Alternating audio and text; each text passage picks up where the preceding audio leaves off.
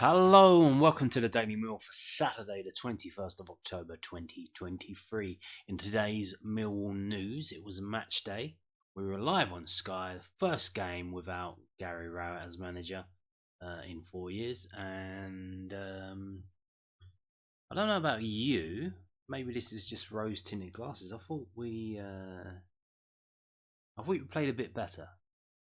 What do you think? I think there was a bit more enthusiasm, especially up front. Oh, by the way, do you want to buy a coat? I thought there was a bit more enthusiasm going forward. Maybe that was because Emaku started and he's got a bit of pace. Still a bit shaky at the back, very especially early on. They had a close shot within 50 seconds, and then they scored very early on after that as well. But yeah, let's get into the match report. So this is match report from millwallfc.co.uk. Lunchtime draw between Preston and Millwall. Preston North End and Millwall played out a 1-1 draw in the Sky Bet Championship at Deepdale on Saturday afternoon. Mads Frockia put the home side into an early lead, but Zion Fleming's hit from outside the penalty area leveled matters and secured a point on the road. Caretaker boss Adam Barrett made 4 changes to the lineup against the Lily Whites as Brooke Norton-Cuffy, Murray Wallace, Tom Bradshaw and Edomu Emaku for his first Millwall start replaced Danny McNamara and the injured trio of Ryan Leonard, Duncan Watmore and Kevin Nisbet. The home side were down the line's throat from kickoff with Dwayne Holmes close to taking the lead inside the first minute, but just 2 minutes later they did exactly that as Frockia took advantage of some slack defending to guide the ball past Bartosz Piatkowski and opening scoring. Right, what I want to say about that. The thing with that, so often Gary Rowett would give an excuse as to why the youngsters aren't playing. So they still got a lot to learn. They've got to learn game management and stuff like that.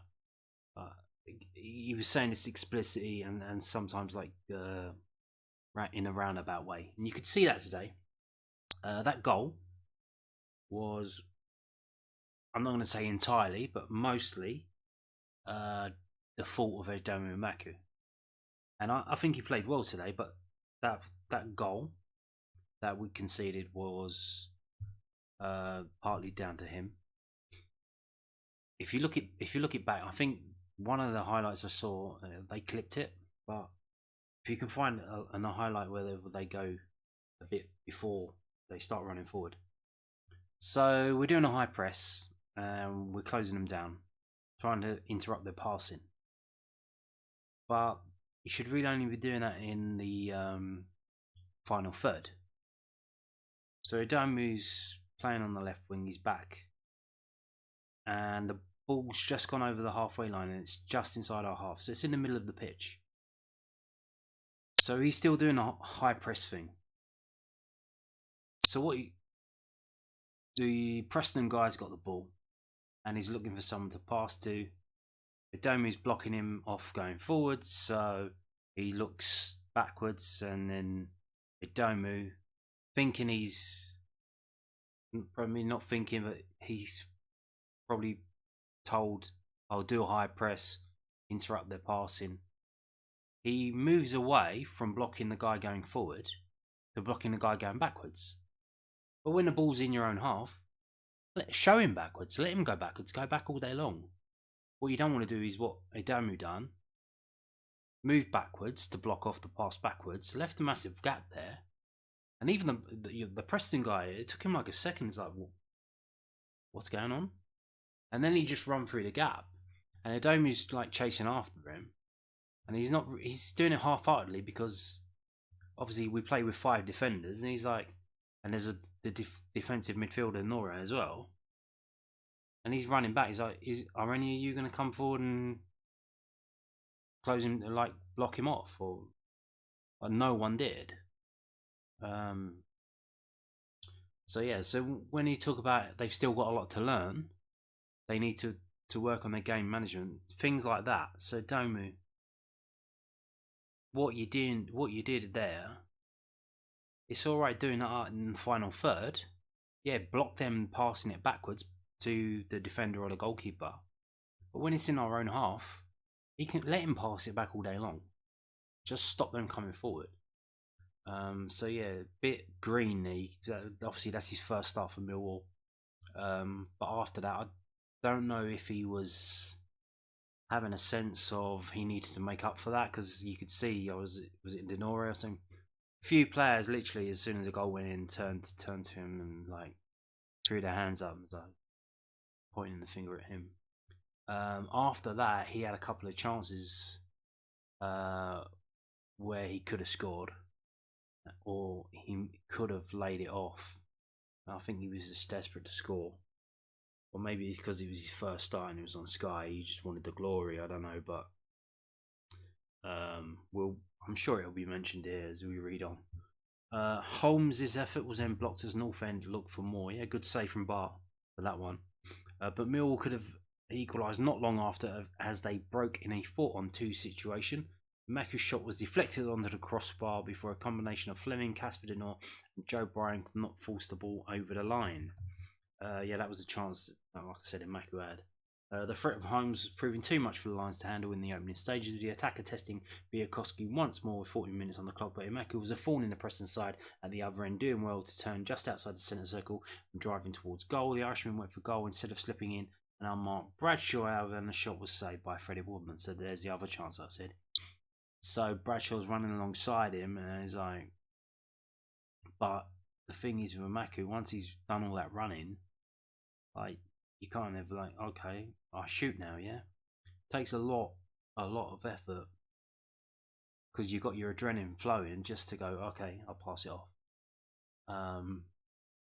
A teasing cross was just about dealt with by the defence at the midway point of the half, and with 30 minutes played, the Lions were level as a move through the centre of the pitch saw Fleming turn, and he did a pirouette, by the way, and strike a stylish shove into the top corner to equalise. From there, the first half descended into a midfield battle, meaning the sides went in level at the break. The first attempt of the second half went the way of Millwall, but Alan Campbell's shot trickled into the arms of Woodman.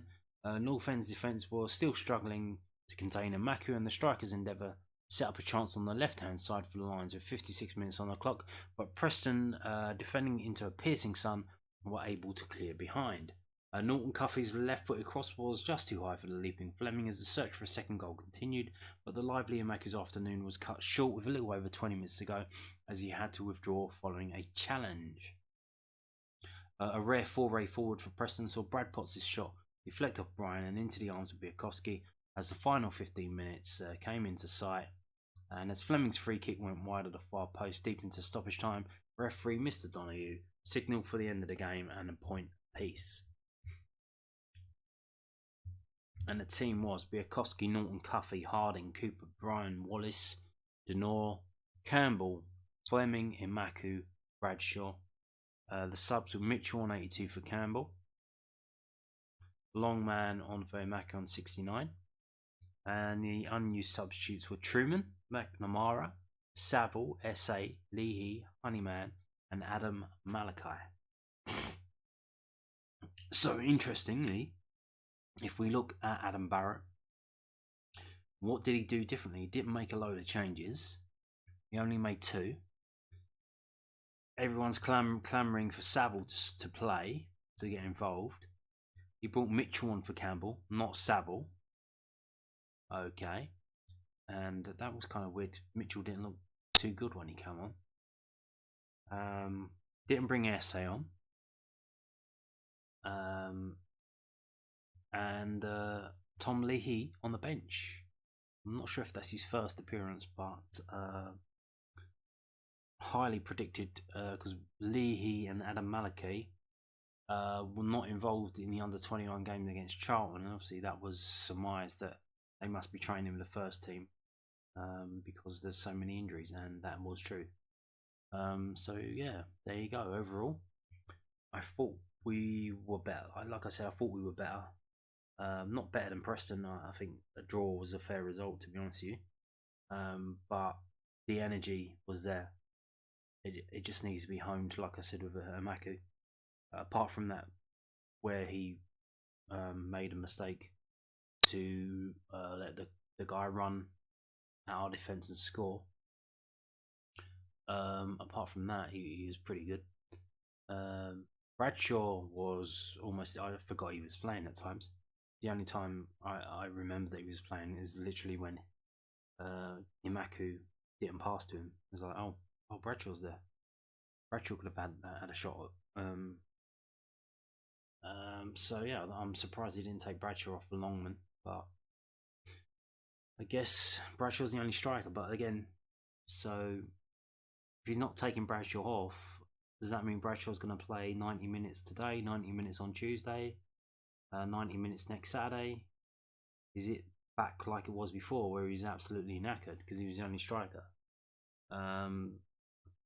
Like obviously the game was only 1-1, so you don't want to rock the boat too much. But I think Leahy's got the character that he could have come on as a target man, and you could have just pinged up balls up to him as an outlet. Especially when you've got Kevin Muscat there, not Kevin Muscat, slip of the tongue there, Freudian slip. Kevin Nugent on the bench, so he can talk to Imaku and Leahy and Adam Malachi and SA because he's managed them for quite some time. So he could have talked to Leahy, told him what to do, and that probably would have been understood by Tom Leahy. So we'll see. Maybe I think Blackburn are not as good as Preston. So we might see him come on as a sub in that game, but I don't think we can flog Bradshaw into the ground. But when is Kevin Nisbet coming back? I don't know. Yeah, I thought we did look better today. 696 away fans, by the way. There you go.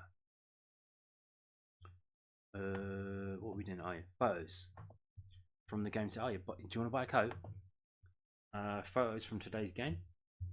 This is also from millwallfc.co.uk. Here you go, playing the orange kit again.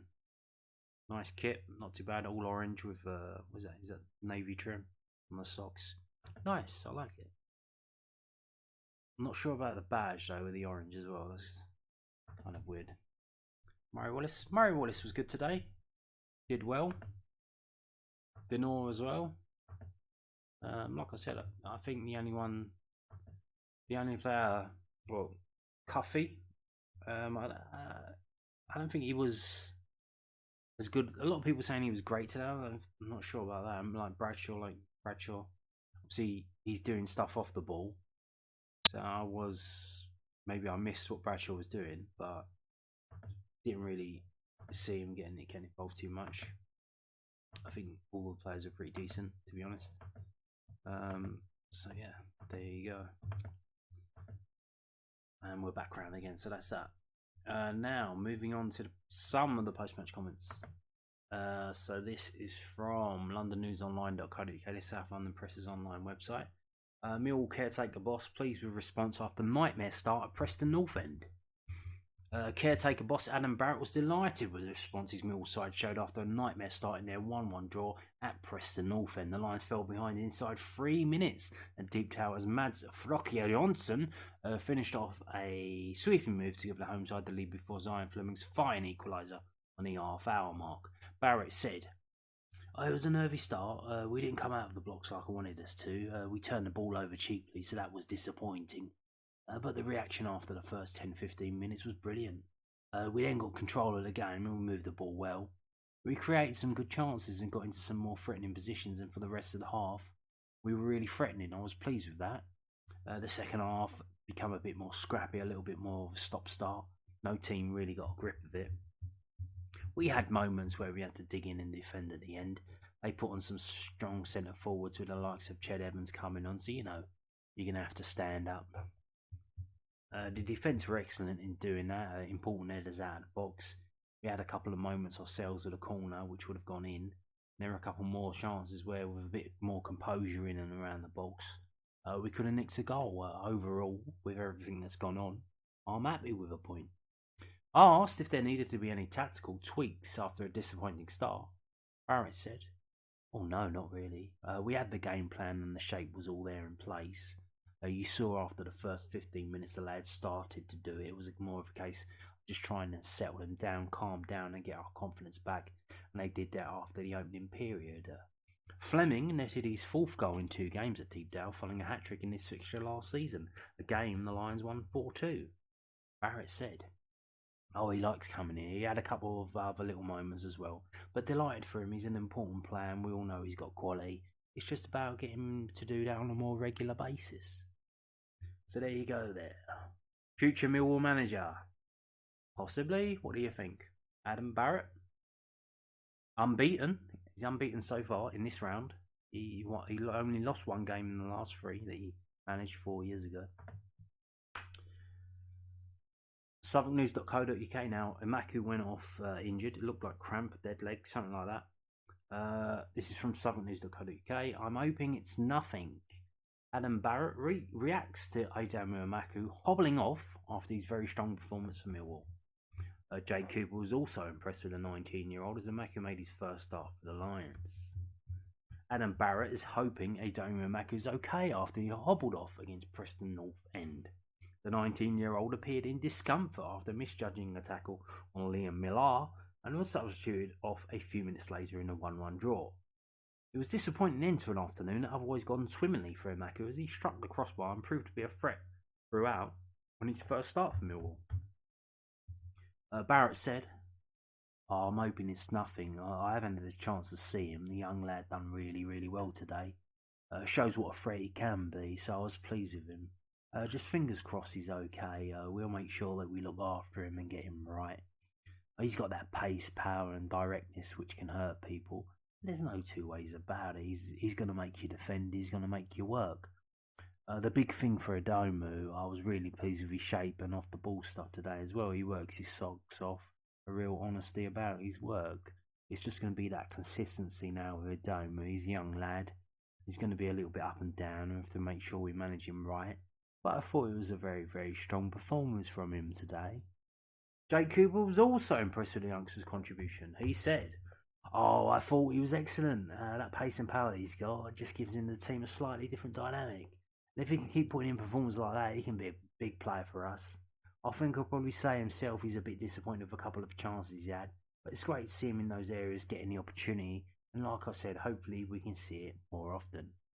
Indeed. I thought he done, like I said, I thought he done really well. He was at fault for the goal. But that's how you learn, isn't it? You got to learn by doing it. You learn by doing.